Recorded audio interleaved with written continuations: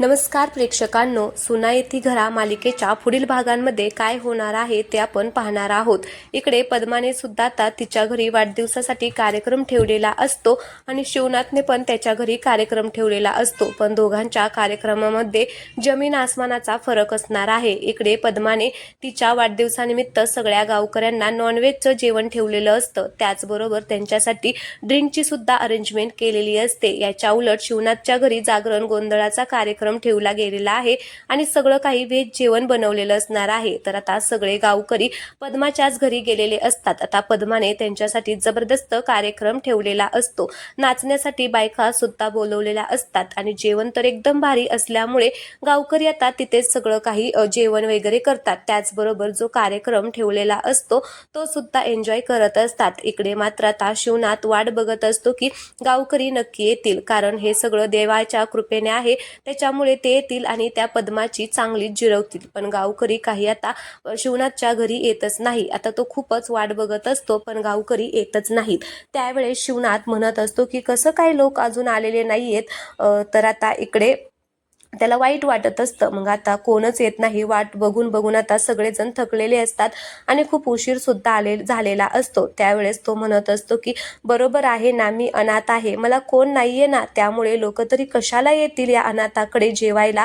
खरं तर माझ्याकडे काहीच नाहीये, माझ्याकडे नाव नाहीये, माझ्या नावाच्या पाठीमागे काय आहे, शिवनाथ अनाथ असं नाव आहे ना, मग गावकरी कसे काय येतील। आता पद्मा एवढी मोठी आहे, एवढ्या मोठ्या घरची ती मुलगी आहे, मग तिच्या घरी सगळे जेवायला जातील, नाही येणार माझ्याकडे। आता उमाला मात्र खूप वाईट वाटत असतं शिवनाथचं हे बोलणं ऐकून। उमा आता शिवनाथला समजावत असते की अहो असं काय बोलताय तुम्ही, नका बोलू, असं काहीच नाहीये, अहो येतील लोक, नक्कीच येतील। त्यावेळेस तो म्हणतो की नाही आले तरी चालतील, नाहीच येणार या शिवनाथच्या घरी, मला माहिती आहे। त्यावेळेस राघव सुद्धा म्हणत असतो की आप्पा तुम्ही काळजी करू नका, त्या मावशीने नक्कीच काहीतरी केलं असणार आहे, त्यामुळे सगळी लोक आलेली नाहीयेत, मी जाऊन बघू का, तिकडे जाऊन बघतो की काय चाललंय काय नाही ते। त्यावेळेस शिवनाथ म्हणत असतो की नाही, अजिबात त्या रेषेच्या पलीकडे जायचं नाही राघव, जे काही झालं असेल ते होऊ दे।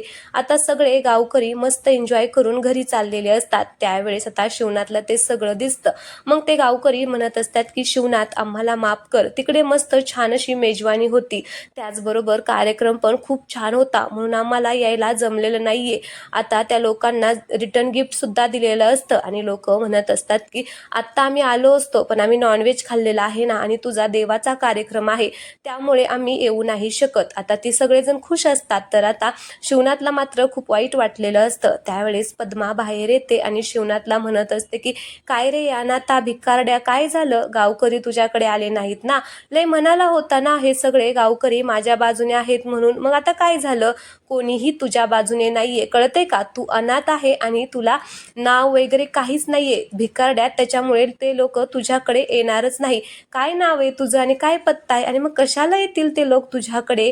त्यावेळेस शिवनाथ म्हणत असतो की मला कळलंय तू काय केलेलं आहे ते पद्मा, तू जे काय केलंय ना त्यामुळे लोक तुझ्याकडे आलेले आहेत, पण जर आता आबा असते ना तर त्यांना ग खूप वाईट वाटलं असतं, तू लोकांना नॉनव्हेजचं जेवण दिलं, त्याचबरोबर तमाशा ठेवला, त्याच्यापेक्षा ग मीच बरा, माझ्यामुळे आबा खुश तरी झाले असते, तुझ्यामुळे आबांना खूप दुःख झालं असेल, कारण आबांनी इतक्या वर्षात कधीच गावकऱ्यांना नॉनव्हेजचं जेवण आणि असला तमाशा घरामध्ये ठेवला नाही। खरंच ते वरून जर बघत असतील ना तर तुझ्यावरती थुकत असतील की असली पोरगी नसती तरी बरं झालं असतं। मग आता पद्माला खूपच राग येतो शिवनाथचा, ती रागाने शिवनाथकडे बघत असते। त्यावेळेस आता इकडे अनु म्हणत असते की तू या लोकांकडे लक्ष देऊ नको ग, हे लोक असेच आहेत, सगळ्यात आधी स्वतःहून चॅलेंज करतात आणि परत चिटिंग करतात, त्यांच्या नादीच नको लागायला। त्यावेळेस राघव म्हणत असतो की तुम्ही खूप चांगले आहात ना, नाही खूपच चांगले आहात, कारण एवढ्या छोट्याशा चॅलेंजला एवढं मोठं चॅलेंज समजला आणि गावकऱ्यांना दारू पाजली, मटण चारलं आणि गिफ्ट पण दिलं, तुम्ही एकदम मस्त आहात, बेईमान आहात, उलट तुम्ही बेईमान।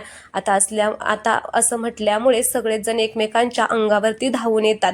त्यावेळेस पद्मा म्हणत असते की काय रे शिवनाथ, नेहमी मागे उभा राहतो आणि ह्या लहान तुझ्या पोरांना आमच्या अंगावरती घालतो, लहानपणी पण माझ्या आबांच्या पाठीमागेच उभा राहायचा, हिम्मत असेल तर या तुझ्या पिल्लांना कशाला भोकायला लावतो रे, आपण दोघे जण मोठी माणसं बोलत असताना तुझी पोरं का मध्ये मध्ये बोलतात, त्यांना थोडंसं वळण लाव, अरे तुमच्या बापाला मग पद्मा उमाला म्हणत असते की आणि तू, मला तर ग सगळ्यात जास्त तुझ्यावरतीच विश्वास होता, माझ्यापेक्षा जास्त माझा तुझ्यावरती विश्वास होता, पण तू त्या भिकारड्याचा हात पकडून आम्हा सगळ्यांना धोका दिला आणि आमच्या फॅमिलीला पाठीमागून लपून ह्याने जे काही केलेलं आहे ना, त्याच्यामुळे शिवनाथ लक्षात ठेव, एक दिवस नक्की येईल जेव्हा तुझ्या ह्या पोरांपैकी एक पोरग तुझ्या पण पाठीमागे असंच खंजीर खुपसेल, हे ध्यानात ठेव. मग त्यावेळेस आता तुला कळेल की ही पद्मा कोणत्या दुःखातून जात आहे गेल्या 25 वर्षापासून.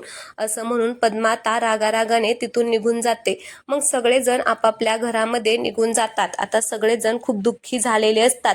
राघवला तर कळत नाही आता त्याला आता काय करावं आणि काय नाही. त्यावेळेस उमा म्हणत असते की अहो, मला माहिती आहे तुम्हाला खूप वाईट वाटलेलं आहे, पण त्या पद्माताईचं नका एवढं मनावरती लावून घेऊ. त्यावेळेस पुन्हा उमा म्हणत असते की राघव म्हणत असतं की आप्पा आणि आई, जे आता हे अन्न उरलेलं आहे ना, त्याचं काय करायचं. त्यावेळेस उमा म्हणत असते की आता सध्या तिथेच राहू द्या, नंतर बघू आपण काय करायचं ते. तेवढ्यातच रस्त्यावरून एका भिकाऱ्याचा आवाज येतो की काही असेल तर द्या जेवायला. आता त्याचा आवाज ऐकून शिवनाथला खूप आनंद होतो. मग शिवनाथ ठरवतो की आता हे सगळं अन्न गरिबांना वाटायचं. आता सगळे गरिबांना घेऊन येतात, म्हणजे मंदिराच्या कडेने जिकडे कुठे बसलेले असतात त्या सगळ्या गरिबांना घेऊन येतात आणि ते अन्न गरिबांना वाटतात. आता सगळ्यांनाच आनंद झालेला असतो. मग आता हे सगळं वरून आता पद्मा पण पाहत असते आणि पद्माला मात्र आता जबरदस्त धक्का येते बसलेला आहे. शिवनाथचं अन्न आता अजिबात वाया गेलेलं नसतं, ते सगळ्या गरिबांनी खाल्लेलं असतं. तर आजचा भाग येथे संपलेला आहे. हा छोटासा भाग आवडला असेल तर व्हिडिओला लाईक करा, चॅनलला सबस्क्राईब करा. धन्यवाद.